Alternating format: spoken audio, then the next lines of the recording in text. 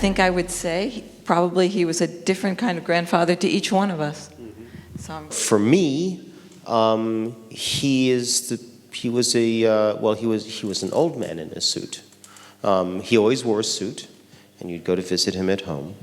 And for me, he was the person who taught me how to argue with people, and who taught me how not to be afraid of anyone, even if they have a whole bunch of prizes sitting on the shelf behind them. Yes. He did always wear a suit. and a tie. And a tie, and often a vest. And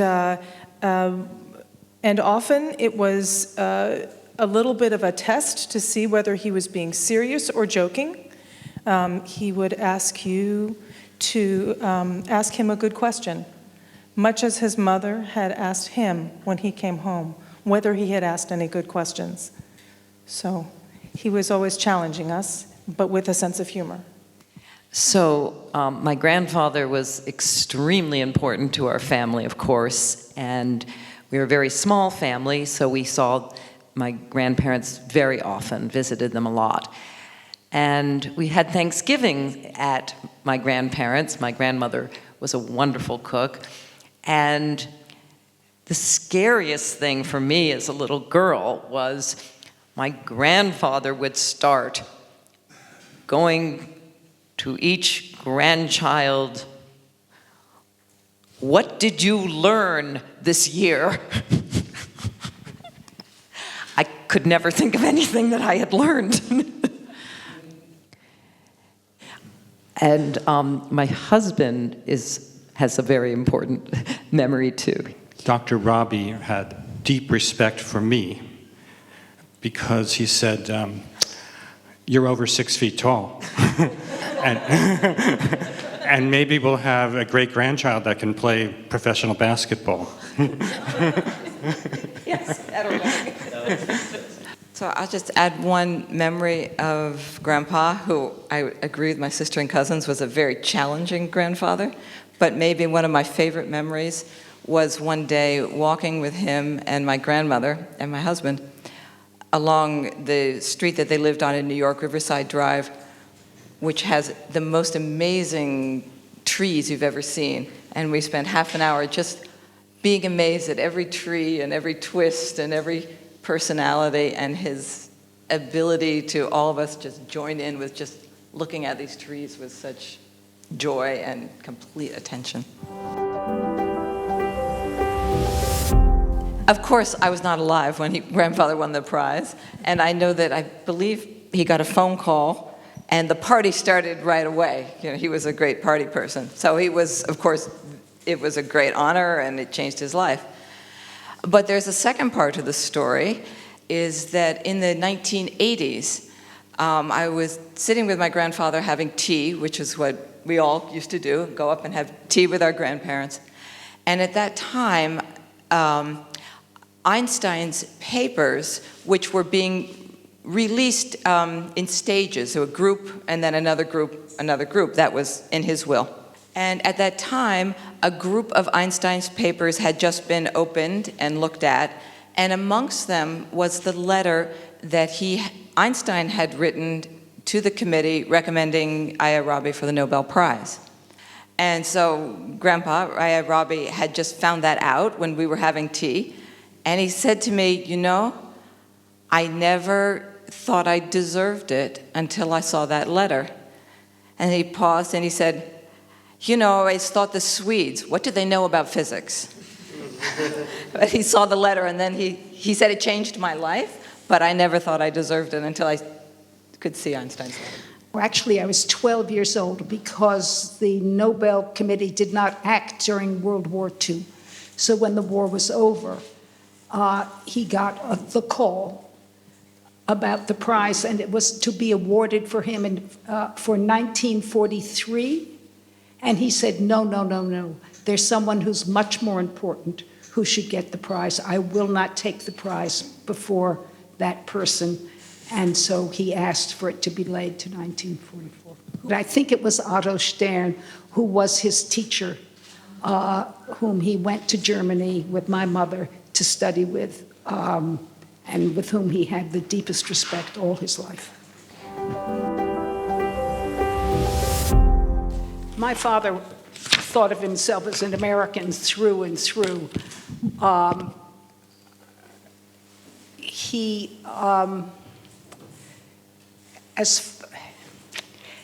was a very, very complicated man, and he enjoyed being complicated. And so he was an American through and through, but as I said, he also never allowed himself to go and get the papers that proved he was an American.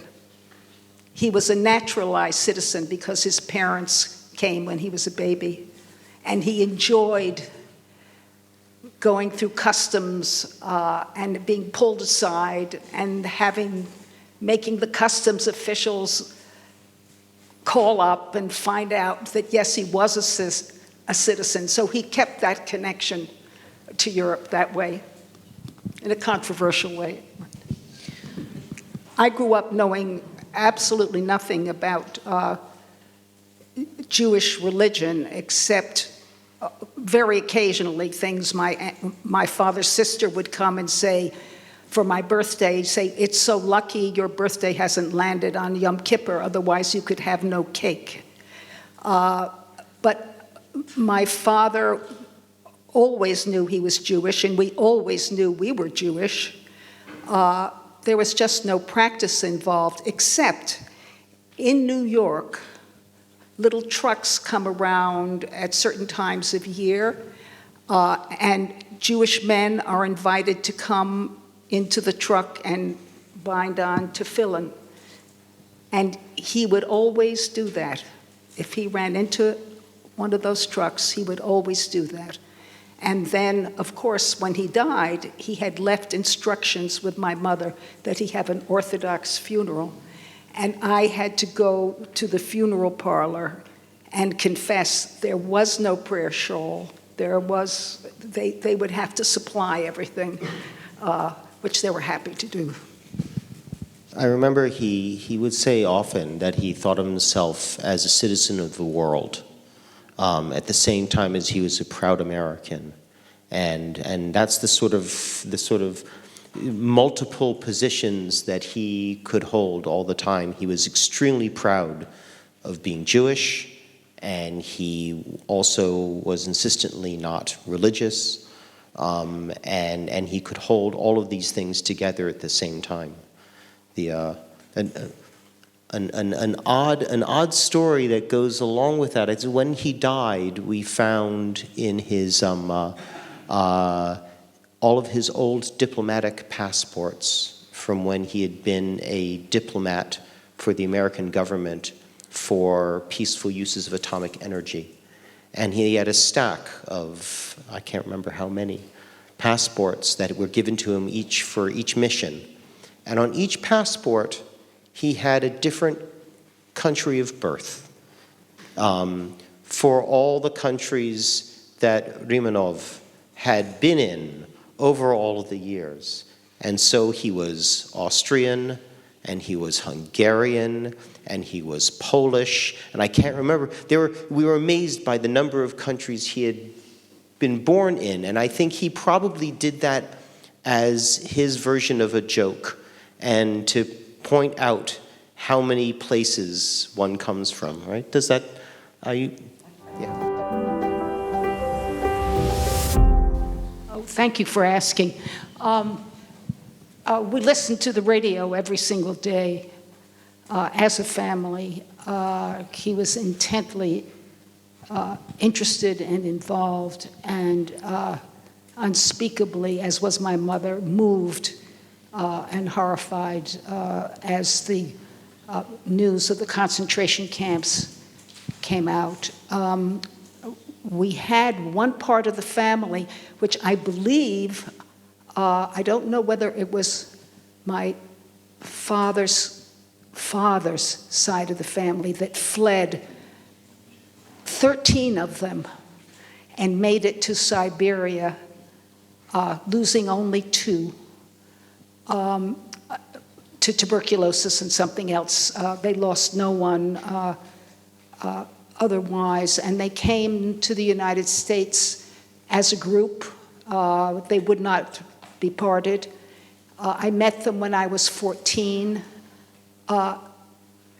It was far more than all the newsreels, all the books I had read, all the radio stories we listened to, going with my parents to a Seder at which this family was present was one of the most moving experiences, because there was the living proof of what had happened.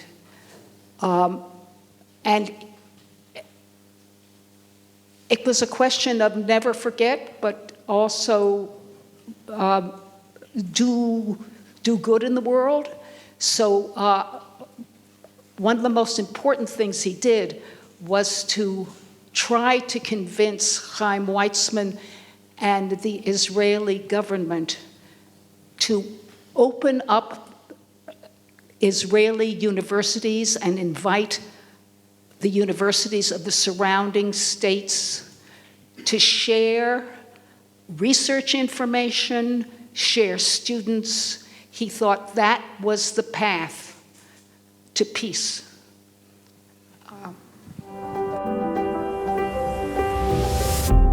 His visit to Romanov was extremely important to him. And I remember as a little girl, him talking about that visit. He was very moved by it. He remembered, he did not remember Romanov himself, but he remembered his parents talking about how beautiful it was, what a beautiful place. He was very sad to discover that the synagogue was destroyed. He was very sad to discover that the Jewish cemetery was overgrown and in disrepair. And I think one of the reasons I think he would be just so happy about this extraordinary event and that Mr. Pataki and others have arranged, because when Mr. Pataki first got in touch with me and I learned that the synagogue had been restored and that the cemetery, Jewish cemetery, had been rebuilt, I just thought, we have to go. My grandfather, Robbie, would be so happy to learn that such wonderful changes had come about in a relatively short amount of time. I think it's an extraordinary tribute to this wonderful community that you are honoring the memory of the Jewish community, and in the most respectful way possible, which is having the synagogue and the cemetery there in place.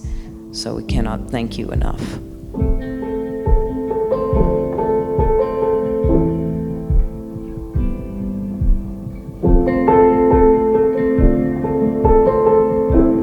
For myself and for my family here and the people who couldn't be here, such as my husband, how moving it is to have my father honored with such grace, such seriousness, and such wonderful humor. We thank you from our hearts. Oh, thank you, Margaret. Yes, exactly.